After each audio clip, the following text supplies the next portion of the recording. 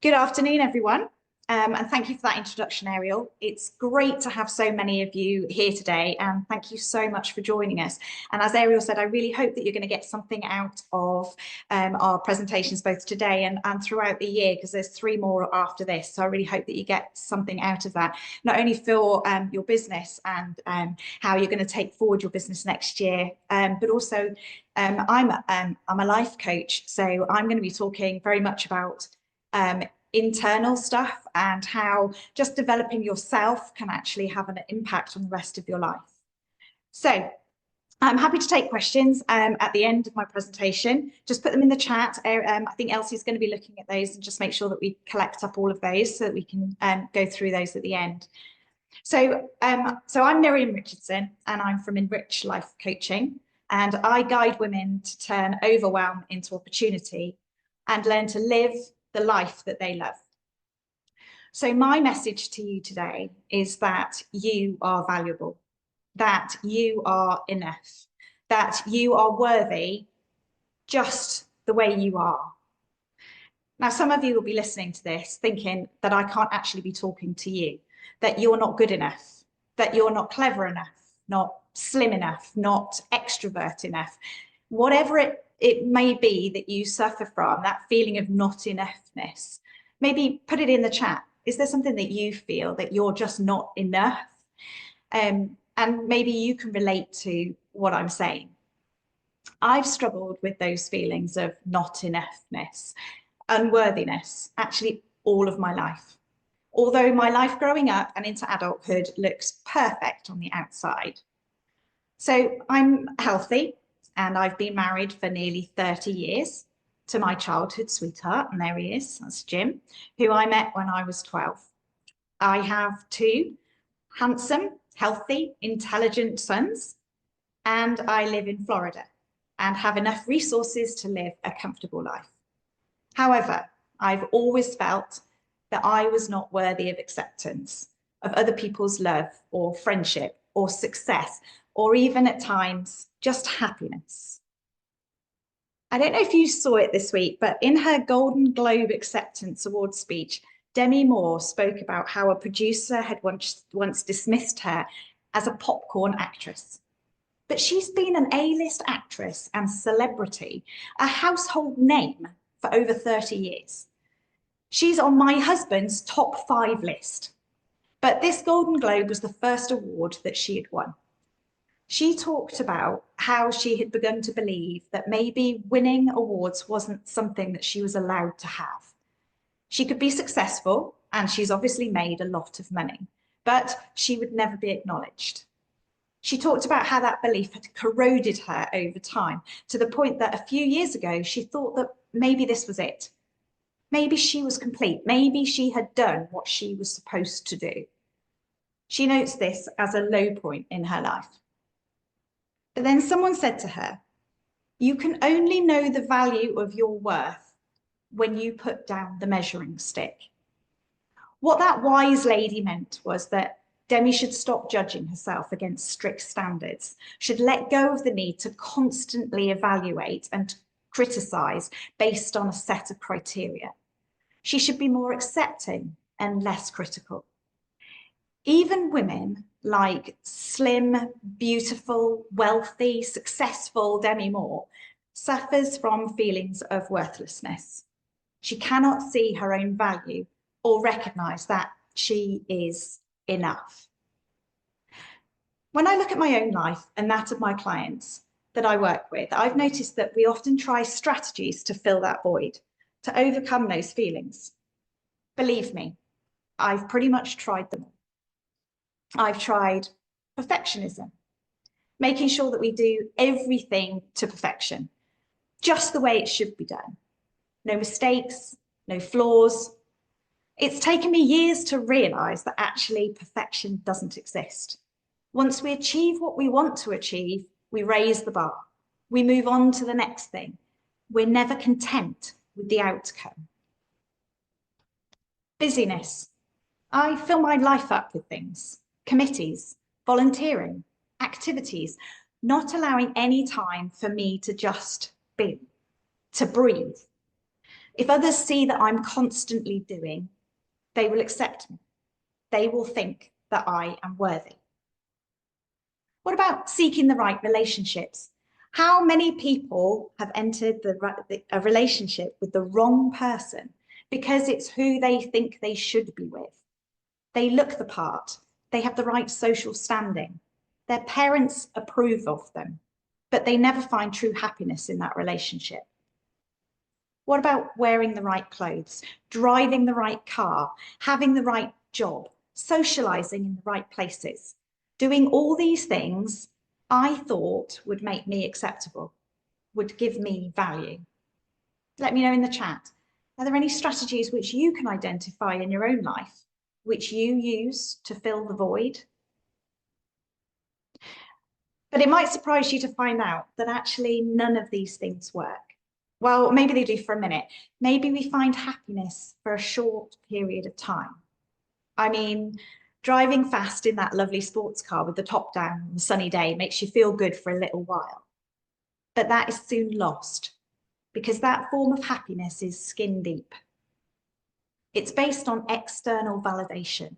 It doesn't come from deep within, and so it's easily lost. I mean, I'm not talking about self-esteem or self-confidence. Those are things that can be learned. They can be built. They're often affected by external circumstances or our own abilities or accomplishments or social situations. I'm talking about that deep-seated knowledge that we deserve to be alive, that we deserve to be loved, cared for, to just take up space in the universe, that our opinions matter and deserve to be listened to. We need to learn to let go of who we think we should be and embrace ourselves just the way we are, not reliant on external validation or acceptance of others. As Brené Brown reminds us, you are imperfect. You are wired for struggle, but you are worthy of love and belonging. So stop for a minute and have you ever dropped your favorite coffee mug and felt that sinking feeling as it shattered on the floor? In Japan, they don't just sweep those pieces into the trash. They practice an art called kintsugi. And this is the art of repairing broken pottery with gold. The philosophy behind kintsugi is profound. The breaks and repairs become part of the object's history, making it more beautiful, not less. The gold seams tell a story of resilience, of coming back stronger. All of our lives are full of experience which threaten to break us. Tough times which leave us scarred, harsh words from others which chip away at us, negative self-talk and criticism which runs deep and threatens to crack us from within. But accepting those breaks, those scars, the chips and the cracks, in fact, not just accepting them, but embracing them and realizing that they are what makes us what we are. They make us even more valuable. They are the gold which binds us together. They are what makes us beautiful and gives us more value. If I may, I'd like to quote Piglet from A.A. Milne's Adventures of Winnie the Pooh. He says, "The things that make me different are the things that make me me." What sets you apart from others are your unique qualities and characteristics. They are the things that actually define you as an individual and contribute to your identity. Essentially, embracing your difference is what makes you who you are. So we need to enter into a journey of discovering unconditional self-worth. Over my time as a coach, I've found that the root of many of my clients' inabilities to make meaningful change in their lives is that they're struggling with this deep sense of unworthiness. They don't deserve to be heard. Their dreams and ambitions are not as important as others. They're not good enough to have the life they really want. They don't have the abilities to make things happen. It's like this is thrown at us all the time. Adverts tell us to buy things, to look a certain way, to be loved, accepted, or succeed. Our educational system teaches us that we are only worthy if we receive good grades or test scores or get into an elite sports team. Some of us have experienced sexual assault, abuse, or trauma, which causes us to question our very right to exist. Social media, unfortunately, pervades our lives. Our worth depends on how many clicks we get, how many followers, likes, comments, or shares. We base our worth on our accomplishments or our possessions or our social standing. But consider for a moment, what happens if we lose all those things? What happens if we lose our job, our relationship, our house, our possessions, our wealth, everything that we've based our own worth on? What then? Are we not valuable?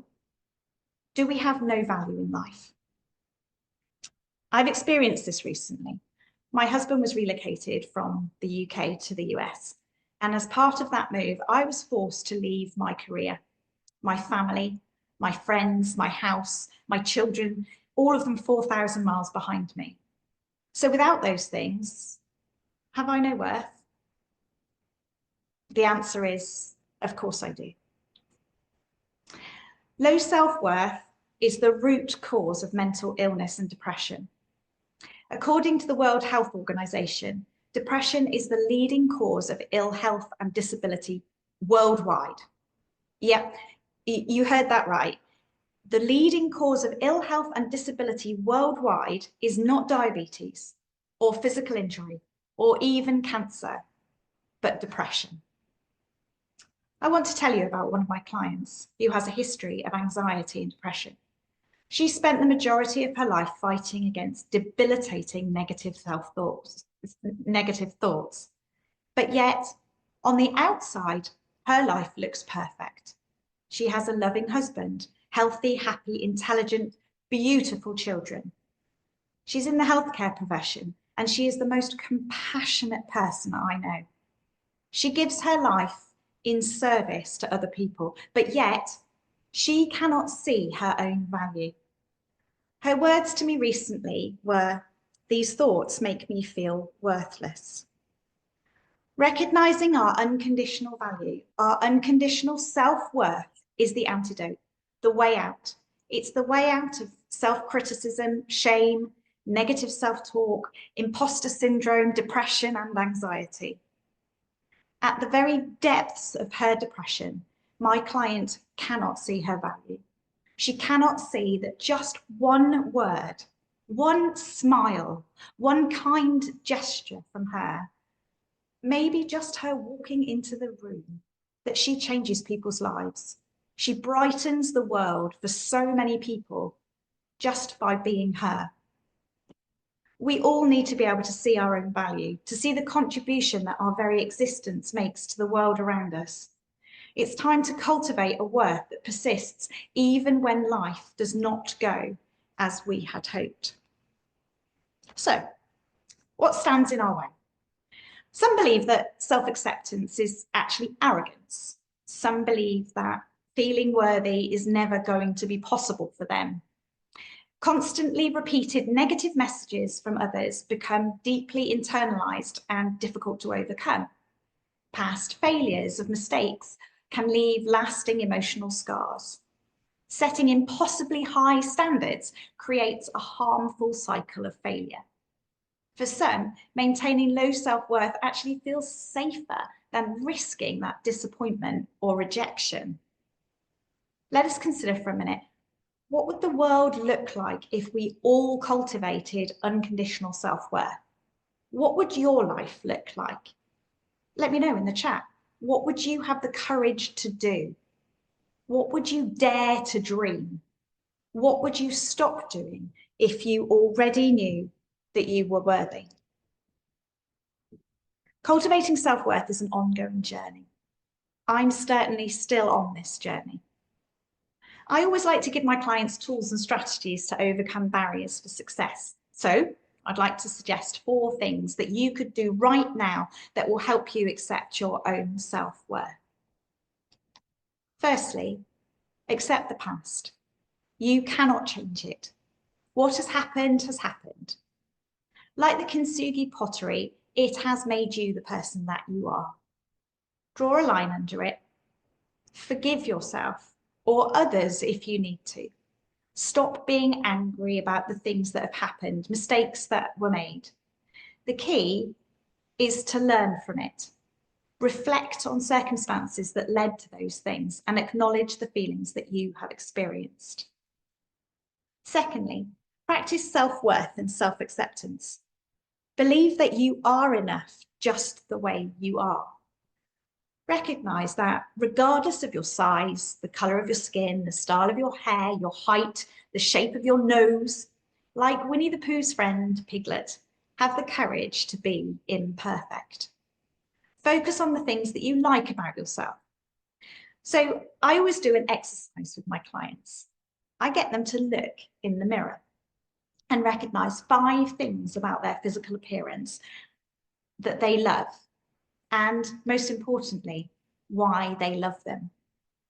I suggest that they do this daily.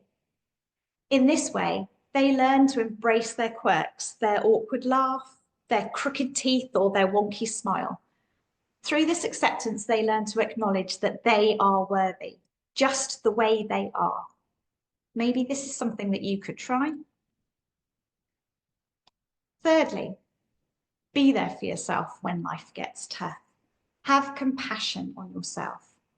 You can't have compassion for others without first having compassion for yourself. When we hit challenges or engage in self-criticism or negative self-talk, or life throws tough things at us, treat yourself like you would your best friend. Talk kindly to yourself, hear yourself, acknowledge what you're going through, and offer yourself comfort, love, and acceptance. And fourthly, build your support squad around you. Never underestimate the value of surrounding yourself with the right people. People who will support you, challenge you, and hold you accountable. Your support squad are the people who will lift you up. They will always see your value and always have your back. They will believe in your value and hold that belief for you until you are able or willing to believe it for yourself. When things are not going well, we tend to pull away from our relationships. I know I certainly do. But that is the time when we need them most. The journey to unconditional self-worth is not linear. We experience up days and down days. There will be setbacks along the way. I mean, at the end of the day, unfortunately, we are only human. It takes courage. It can be scary. And at times it makes you feel vulnerable. But believe me, it's a journey worth taking. You will discover an inner strength which you'll be able to draw on in your personal life, in your relationships, in your career and your business. So join with me now. Make a commitment today to put down that measuring stick, to embrace yourself and know that you are worthy, that you are valuable. Okay, now is the time for questions. I need to be able to see you again. Cool. So I hope that you found that useful and interesting and motivational. And if there's any question, I can't actually see it on my screen. I can't actually see the chat. I'm sorry. You have to unshare your screen. Oh, I have to unshare my screen. Sorry. We're learning as we go. That's the way we roll. I'm gonna have to go back to it. Okay. Cool. Has anyone was there any questions in the chat as we went along? No questions in the chat as we've gone along, but I took my notes. I got notes. That's good. And thank you, Esther. I appreciate that. It was amazing. So inspirational. Bless you. Thank you. I just want to say I love listening to you talk. You just you're so inspirational, so relaxing. You can not to like I'm not saying you're boring, but you can put me to sleep because you're so you put me I picked up my phone because someone texted me. Then I said, you know what? I want to listen to everything you're saying. So I put it away. And it's just and you just relax me. You put me into Into a coma. State of mind, yeah. So home into a state of mind like, oh, so gosh, you made my shoulders not so tense. I like it. Thank you. Bless you. Appreciate it. Good. Okay, cool. So let me just, unless if you've got any questions, you're welcome to pop on and say them to me if you want to. If not, It's not so much of a question as it is just a comment when as you were speaking. And by the way, I also took notes, Elsie, so you're not the only one. sisters, If what eh? you say, just a little, sibling rivalry here. What you said about Demi Moore, I thought that was interesting. The fact that, here is someone that is accomplished, you see her beautiful, and at some point had such a handsome husband and all of those things that we looked from down here. And then when you said she had to acknowledge her worth and what she had accomplished, I thought that was very, very interesting. Yeah, I think thank you for that, Rosa. And so the clip that they're showing on the news of Demi Moore's interview doesn't do it justice. It actually is worth reading the transcript of what she said in her acceptance speech. A lot of it is I covered today, but yeah, I mean, it's bizarre, isn't it, that even people, and I tried to outline that in what I said, that from the outside, your life can look absolutely perfect, but no one knows what's going on inside of you. And it's, and I think all of us at some point, I mean, correct me if I'm wrong, but all of us at some point suffer from those, that negative self-talk, that criticism of ourselves, that imposter syndrome. All of us suffer from that, and it's learning that actually the basis, if we learn our own self-worth, if we learn just how valuable we are as people, that we can get over those barriers to our success. And it's important that we do that. And whether that's in business or in our personal lives or in our relationships, yeah, it is so hard. Now I have a question. Oh, Why is it that we can sometimes know that up here, but it's not connecting? I don't know if that question makes sense or not. yeah. I think it's all to do with the way that our brains are built, actually, in that in order for the front part of our brain to start working, it has to go through the lymphatic system at the back.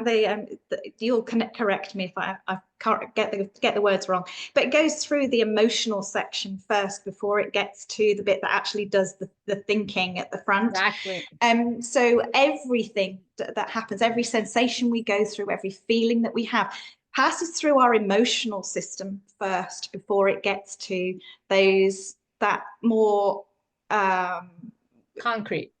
Yeah, the bit that the conscious the conscious bit at yes, the front, the sensible bit. Yes. So everything is passed through our emotions, and that's really tough. I mean, that's a failure almost of the way that we've developed, and it's all to do with fight and flight, isn't it? It's to do with the fact that originally that emotion kept us alive, that pumping of the adrenaline, knowing that there's a noise over there, and I'm scared of that noise. So that emotion, before you then realize, oh, it's okay, it's just someone dropping a pot in the back of the cave or whatever. It's that fight and flight. So that's why it happened originally. That's why we do that. But nowadays we don't have that kind of need to fight or flight. But we still have that whole system that it goes through those emotions first. So there is a physiological reason for it, but it's perfect segue, because I'm going to talk a little bit about that, guys. We're going to keep moving. We can stay here all day. I've cleared my time, but if you guys, I think we're going to be on a time thing. So if you have, and I know Lydia, I see your hand, let's hold that or put it in the chat so Miriam can start processing. And at the end, we'll have that Q&A if you want to hang around. Welcome to anyone else that has joined us. Thank you so much, Miriam. And you see, if you want to know, Miriam, do you have your information? You didn't give us your contact info. Yeah, hold on. Okay, when you put my screen, you can put that while I'm speaking, ladies. So I am Elsie Mendez. I'm going to go to the next segment, really, that's short and sweet, so we can move on to Ariel. She has some great practical tips for you. I'm married. I got married at the age of 17. My husband is a pastor. We've been in ministry over 30 years. I have 2 beautiful daughters, 7 grandkids. So what I'm going to share with you is from, there it is. Okay. If you want to take a picture of that or anything, go ahead. It's okay if you want to keep it on for a little bit. So I was in education for 25 years. I'm also a business owner. I've had a brick and mortar. So I had a bakery business. I had a home staging business.